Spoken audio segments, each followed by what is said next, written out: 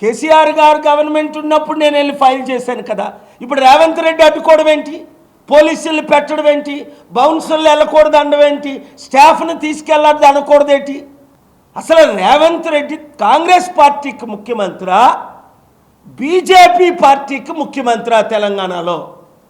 ఇది ఇప్పుడు అందరూ ప్రశ్నిస్తున్నారు. ఎందుకు? మొన్న 2 ఎమ్మెల్సీలు బీజేపీ గెలవడం ఏంటి? తెలంగాణలో బీజేపీ ఉందా? ఆయన వచ్చిన తర్వాత 8 మంది ఎమ్మెల్యేలు గెలవడం ఏంటి? 4 ఎంపీలు గెలవడం ఏంటి? ఒకప్పుడైన ఆర్ఎస్ఎస్ విహెచ్పి అందరికీ తెలుసు, తెలుగుదేశంలో చేరకముందే స్టూడెంట్గా.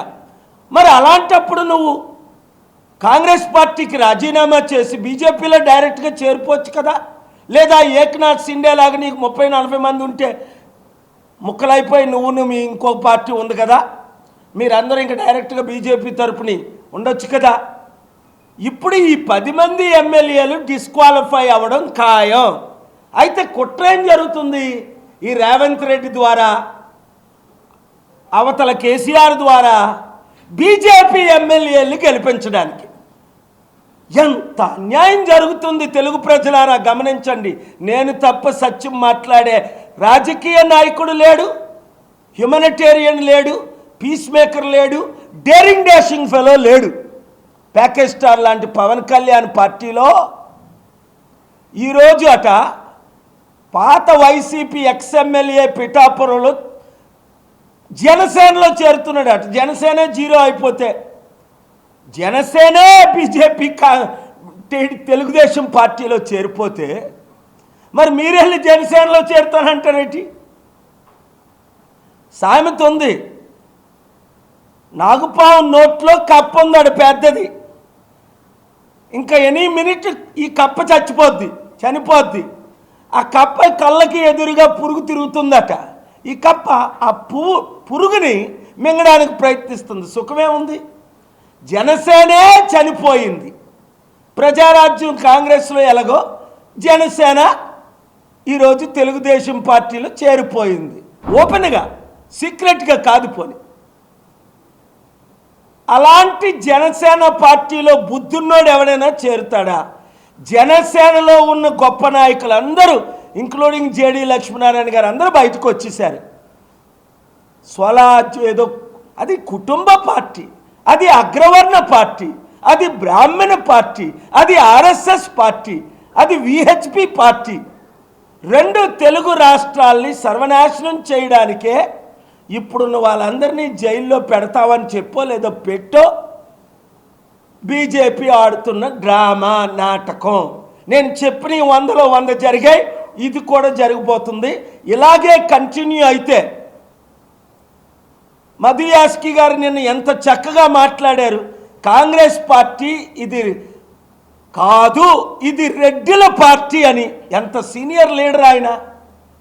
మరి అలా మాట్లాడటం ఎందుకు? రండి, గద్దరన్నలాగా మీరు కూడా ప్రజాశాంతి పార్టీలో చేరిపోండి. చీఫ్ సెక్రటరీలు ఐఏఎస్ ఐపీఎస్ దానమయ్య రోషేలాగా. ఇంకా ఇతర పార్టీలు మన బీసీలకు ఎందుకు? మళ్ళీ ఎవడో వాడు కొత్తోడు ఏదో బుడ్డోడు వాడు పుట్టాడు ఆడు పార్టీ పెడతాడట. ఆడి దగ్గర 10 కోట్లు కూడా లేవు. ఈ మధ్యని కాంగ్రెస్ వాళ్ళు ఆయన సస్పెండ్ చేసి ఇస్తే, అరే బాబు, ఈటీవీ రామోజీ గారే చంద్రబాబుతో గొడవైనప్పుడు లోక్సత్తా పార్టీ పెద్ద ఆయనతో రిటైర్డ్ ప్రిన్సిపల్ సెక్రటరీతో పార్టీ పెడితే క్లోజ్ అయిపోయింది.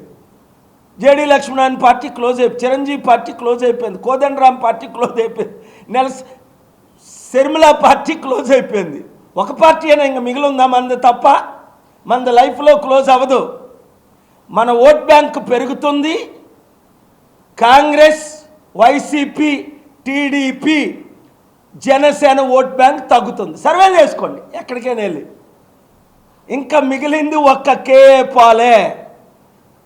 అప్పుడు నేను ట్రంప్కి అడ్వైజ్ ఇచ్చినప్పుడు 2016లో చెప్పాను, నీకు 16 మంది ఉన్నారు, 1 by 1 నాకౌట్ చేసేసాయి. ఆర్ఎస్ ప్రవీణ్ రోజు కేసీఆర్ని తిట్టాడు, ఆ పార్టీ క్లోజ్ అయిపోయింది. సిపిఐ సిపిఎంలు మంచి పార్టీలు కానీ అవి క్లోజ్ అయిపోయాయి. ఇంకెవరు మిగిలేరు?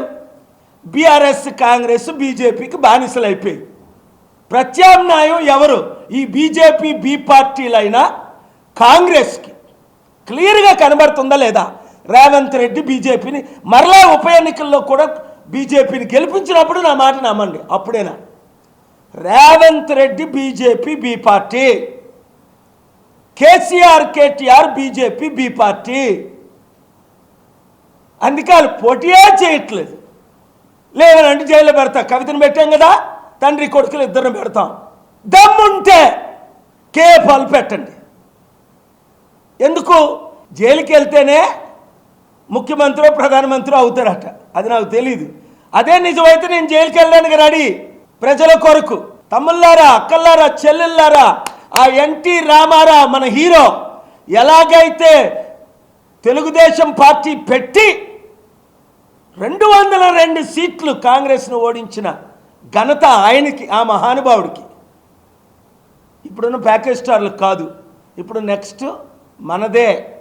ఎప్పుడు మీరు ప్రజాశాంతి పార్టీలో మాజీ ఎమ్మెల్యేలు, ఎంపీలు, బీసీలందరూ ఇక్కడికి ఎంతమంది బీసీ నాయకులు వస్తున్నారు, మాజీ ఎంపీలు వస్తున్నారు.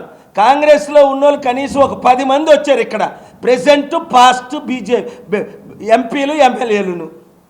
మీడియాలోకి రానంటున్నారు. ఎందుకు? మీరు ఫైట్ చేయండి సార్, మీ ఓట్ బ్యాంక్ పెరుగుతుంది సార్, మేమంతా మీతోనే ఉంటాం సార్, ఎలక్షన్ ముందు వచ్చి జాయిన్ అయిపోతాం సార్.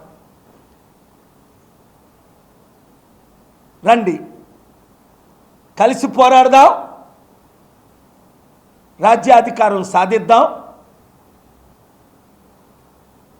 బీజేపీ బి పార్టీలైన తెలంగాణలో